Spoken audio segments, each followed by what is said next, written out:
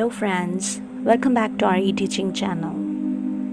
I'm back with the most captivating chapters of Immortals of Meluha, the part 1 of Shiva Trilogy. So in the previous chapter we saw trial by fire, Agni Pariksha. The battle between Sati and Tarak was held in the ring of fire. Sati won the battle and Shiva won the heart of Sati. Yes, that's what we saw in chapter 15. Now let's get into the chapter 16, the sun and earth. There was an impromptu celebration that night in Karachapa. Their princess was safe. The insufferable Tarak had been defeated. Many people in Karachapa believed that even his own mother must have loathed the surly preacher. He had few supporters in the liberal city, but there were rules for duels. Hence, the moment Sati had forgiven Tarak, paramedics had rushed into to take him to the hospital. Surgeons had labored for 6 hours to save his life. Much to the dismay of the town folk, they had succeeded. Have you heard about the poem of the sun and the earth? Sati asked Shiva. They were standing on the balcony of the governor's palace while a boisterous party raged inside. No, said Shiva with a seductive grin, coming a little closer to her. But I would love to hear it.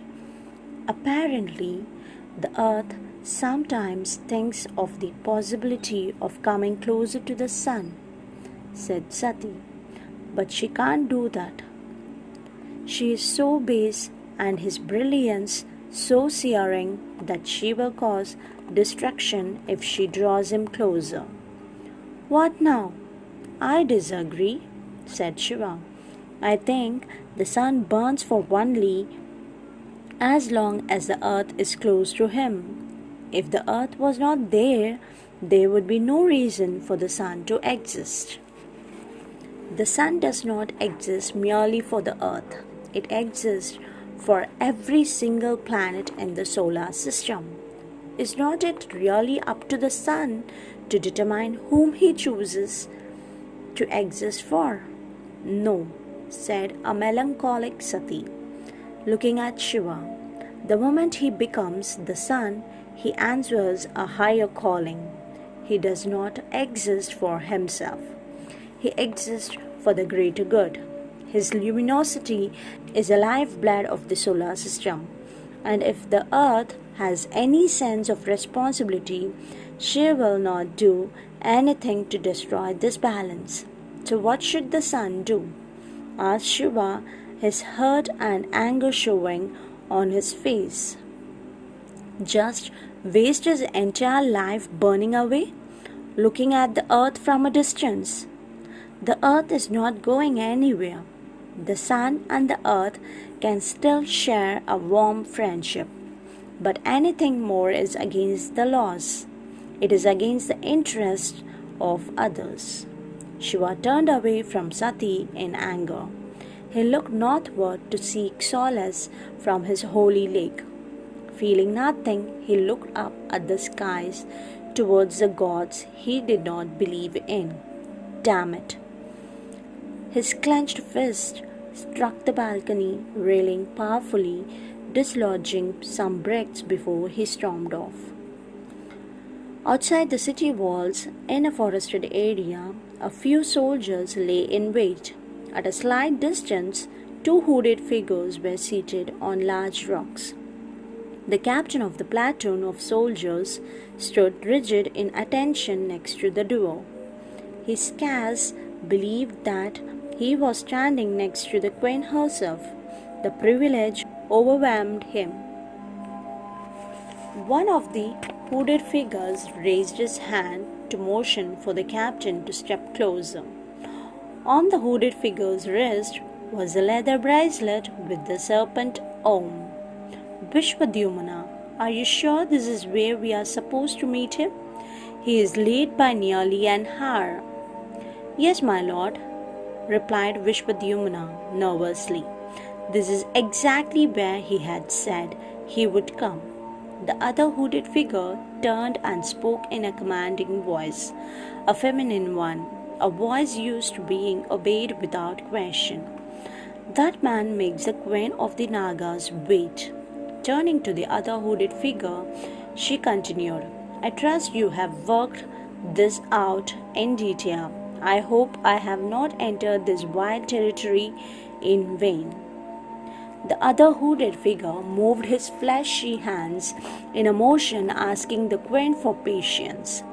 Have faith, your highness. This man is our key to giving the Suryavanshis a blow that they will never recover from. Apparently, there was an Agni-pariksha fight between the princes and a man in the city yesterday, said Vishwadyumna, suddenly trying to impress the queen with his sharp ear for local knowledge. I do not have the exact details. I just hope that our man was not involved in it. The queen turned swiftly to the other hooded figure, then back to Vishwadyumna. Please wait with the other soldiers.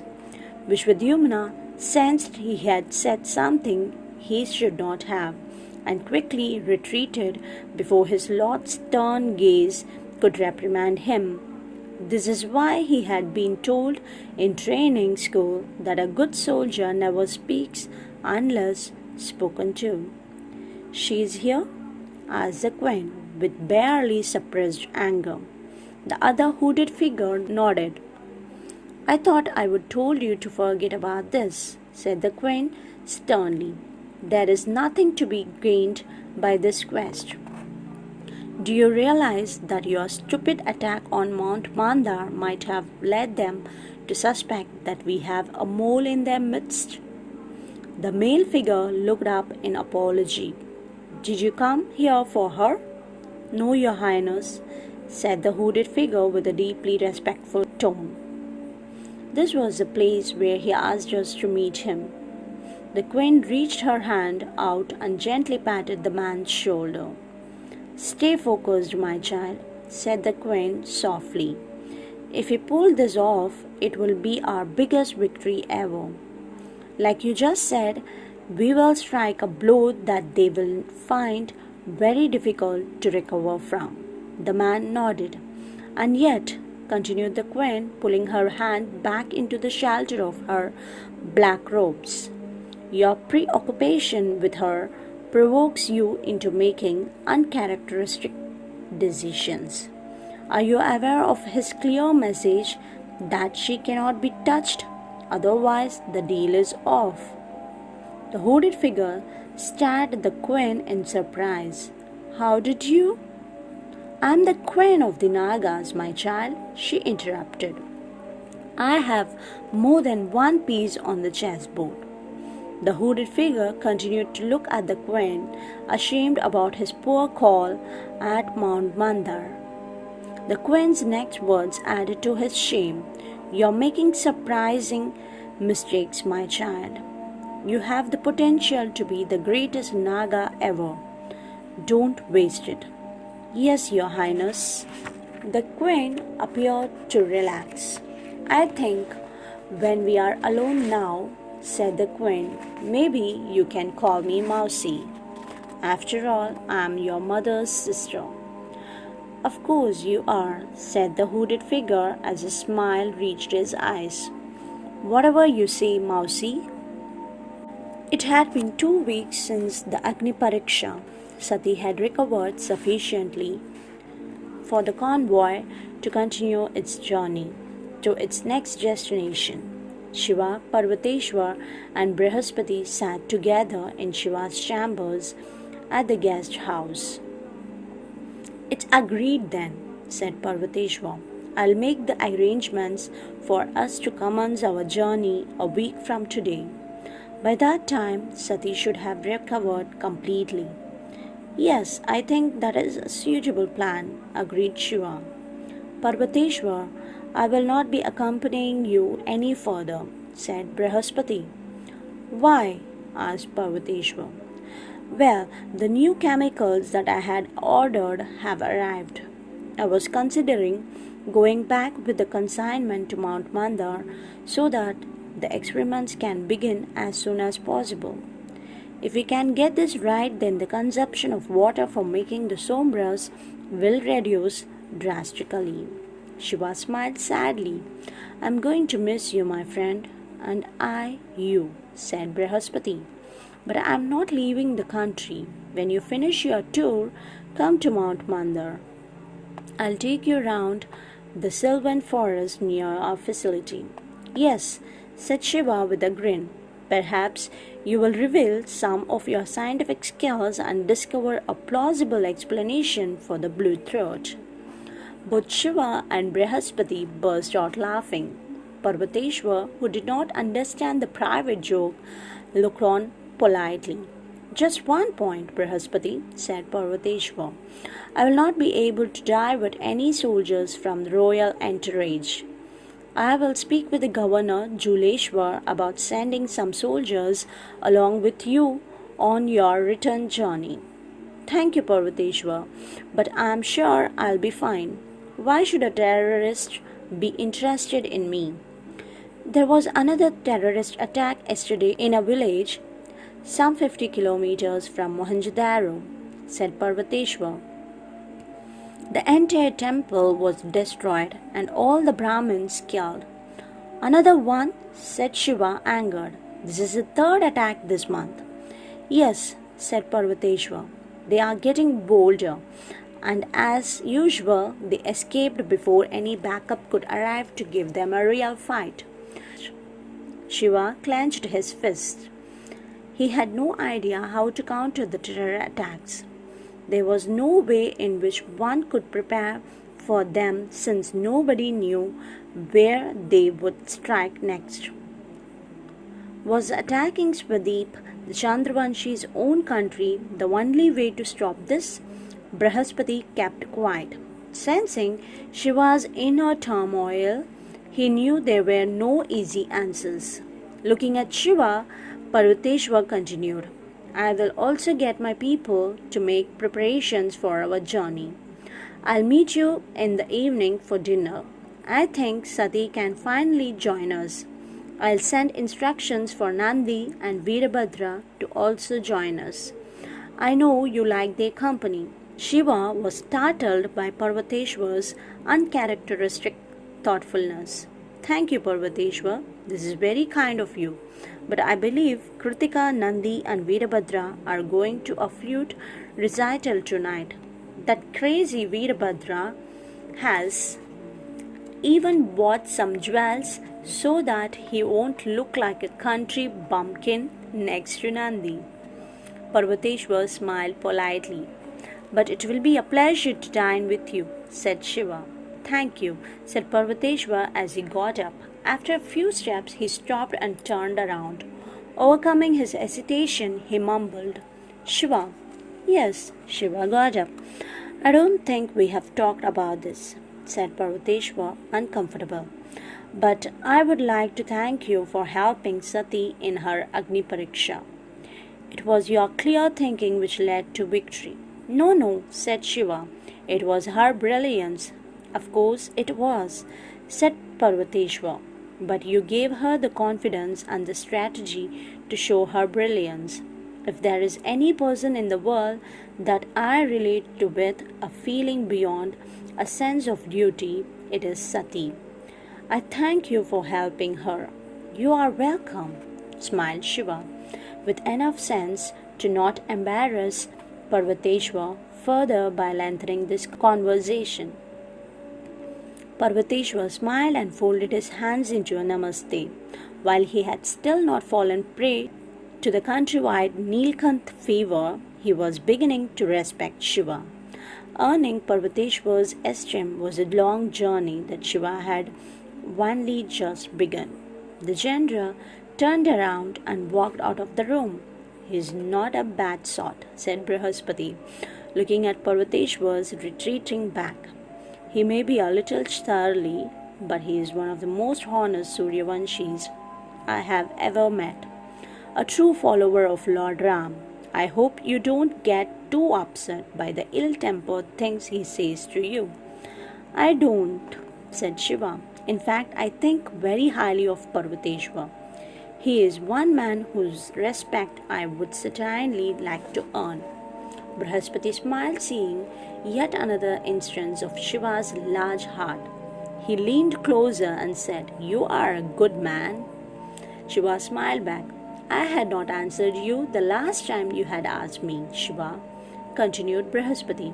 "Honestly, I have never believed in the legend of the Nilkant. I still don't." Shiva's smile became a little broader. "But I believe in you. If there is one person capable of sucking the negative energy out of this land, I think it will be you. And I will do all I can to help you, in whatever way I can. You are the brother I never had, Brihaspati. Your mere presence is all the help I need." Saying so, Shiva embraced his friend. Brihaspati hugged Shiva back warmly, feeling a sense of renewed energy course through him. He swore once again that he would never back off from his mission. No matter what, it was not just for Meluha, it was also for Shiva, his friend. Over 3 weeks after Sati's Agni Pariksha, the 7-carriage convoy set off from Karachapa. Moving in a column, 6 of them were dummies as compared to the usual 5. In the 3rd carriage, Shiva sat with Sati along with Parvateshwar and Ayurvati. It was the first time that Parvateshwar was travelling in the same carriage as Shiva. Kritika had volunteered to ride, claiming that she was missing the scenic beauty of countryside. Veerbhadra was more than pleased to ride along with her in Nandi's platoon. They had journeyed just a few days away from Karachapa when the convoy was brought to a halt by a large caravan travelling hurriedly in the opposite direction. Parvateshwar stepped out of the carriage to inquire. Brigadier Rakha came up to Parvateshwar and executed a military salute. "What is the matter?" "My lord, there are refugees from the village of Kunj," said Rakha. "They are escaping a terrorist attack." "Escaping?" asked the surprised Parvateshwar. "You mean the attack is still on?" "I think so, my lord," said Rakha, his face filled with rage. "God damn it!" swore Parvateshwar. Neither Meluha nor he had ever got an opportunity like this, to be present at the right time and right place with 1,500 soldiers while a terrorist attack was in progress. And yet Parvateshwar's hands were tied. He was not allowed to take on any mission except to protect the Nilkant and the princess. "What nonsense," he thought to himself. "My orders forbid me from following my Kshatriya dharma." "What's the matter, Parvateshwar?" Parvateshwar turned to find Shiva right behind him. Sati and Ayurvati were getting out of the carriage as well. Before Parvateshwar could answer, a horrible noise tore through the quiet forest road. It was a sound Shiva had come to recognize. It declared the evil intentions of the conch shell bearer, loud and clear. It announced that an attack had begun. A Naga attack had begun. Do subscribe to our e-teaching channel for further interesting videos and audiobooks. Give us a thumbs up if you like our videos and share with your friends and family. Comment us to improve our work better. Thank you.